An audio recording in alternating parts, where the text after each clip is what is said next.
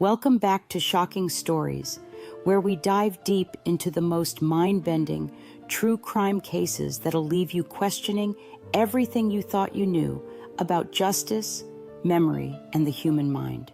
Picture this. You're sitting in a quiet nursing home, watching your grandfather slowly lose his memories to Alzheimer's. One day, he can't remember your name. The next, he forgets how to tie his shoes. But then, out of nowhere, he confesses to a murder that happened 30 years ago. This is the incredible, twisted, and heartbreaking story of Harold Jenkins, an 82-year-old man whose fading mind may have finally revealed a decades-old secret that shattered a family and reopened one of New York's most puzzling cold cases. October 12, 2023. Maplewood Nursing Home in upstate New York. Just another quiet Tuesday afternoon where the biggest excitement usually came from bingo night or someone's grandkids visiting. Emma Reynolds had been Harold's nurse for over a year. So when she walked into his room that Tuesday afternoon for his routine medication check, she expected the usual, maybe Harold asking where he was or wondering when his mother was coming to pick him up. The kind of heartbreaking confusion that comes with advanced dementia. But what happened next? Nobody could have prepared for it. Harold suddenly grabbed Emma's wrist with a strength that shocked her. His eyes, usually cloudy and distant, were sharp, focused, almost burning with intensity. And then he spoke, his voice clear and steady in a way she hadn't heard in months. "I killed Richard Miller. I buried him under the oak tree behind my old house. The blood, God, the blood wouldn't wash off my hands." Emma froze. Her first instinct was to think this was just another delusion, but something about Harold's voice, the specific details, the way his hands were shaking, it felt different. It felt real. She pulled out her phone and hit record.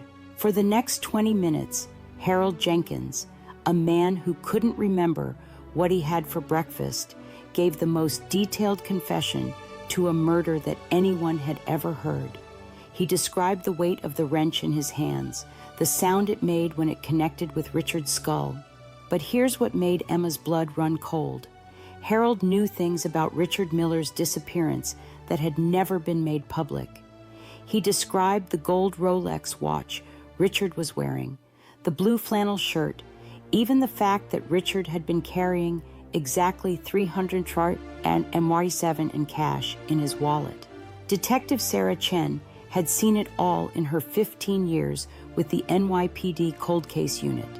So when she got the call about an Alzheimer's patient confessing to a 30-year-old murder, her first reaction was skepticism. Sarah decided to dig deeper. She pulled Harold's background, and what she found was interesting. Harold Jenkins, age 82, former construction worker and small business owner. And here's the kicker. He had been Richard Miller's business partner. When she arrived, Harold was sitting in the common room, staring out the window with that vacant look that comes with advanced Alzheimer's. Sarah introduced herself, showed her badge, and asked Harold about Richard Miller. Harold looked at her with confusion. "Richard? I don't know any Richard. Are you here about my mother? She's supposed to pick me up for church." But then, just as Sarah was about to leave, Harold grabbed her arm. For a moment, his eyes cleared, and he whispered, "Check under the oak tree. That's where I put him, behind the house on Maple Street." Then he was gone again, asking if she knew where the bathroom was. The forensic archaeology team arrived on a crisp October morning, exactly 30 years and 1 week after Richard Miller had disappeared. They used ground-penetrating radar to scan the backyard, looking for any anomalies in the soil that might indicate a burial site. And there it was, about 50 feet behind the house, near a massive oak tree that had probably been there for over a century. The radar picked up a disturbance in the earth. Something had been buried there, something big enough to be a human body. On the second day, they found fabric, blue fabric. On the third day, they found bones. By the end of the week, they had uncovered a complete human skeleton, wrapped in the remains of a blue flannel shirt with a gold Rolex still attached to the wrist bones.